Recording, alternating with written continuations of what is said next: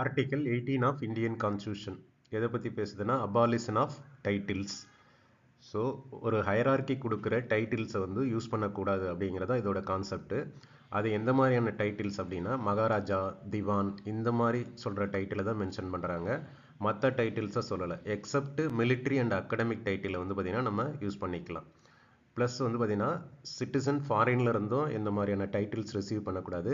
Even foreigners வந்து இங்கே office of profit கீழே ஒர்க் பண்ணுறாங்கன்னா அவங்களும் டைட்டில்ஸ் ரிசீவ் பண்ணும்போது பிரசிடென்ட் ஆஃப் இந்தியா கிட்ட அப்ரூவல் வாங்கணும்.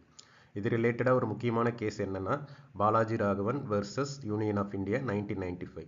இதில் நேஷ்னல் அவார்ட்ஸ் டிஸ்கிரிமினேட் பண்ணது, அதை கொடுக்கக்கூடாதுன்னு சொல்லியிருப்பாங்க. ஆனால் சுப்ரீம் கோர்ட் அது வந்து எக்ஸலன்ஸ்க்காக கொடுக்கறது, அதை வந்து நீங்கள் தடுக்கக்கூடாது அப்படின்னு சொல்லியிருப்பாங்க. ப்ரொவைடட் இந்த டைட்டில் எல்லாம் பத்மஸ்ரீ, பத்மபூஷன் இதை வந்து ப்ரிஃபிக்ஸ் அண்ட் சஃபிக்ஸாக யூஸ் பண்ணக்கூடாதுன்னு ஜட்ஜ்மெண்ட் கொடுத்துருப்பாங்க.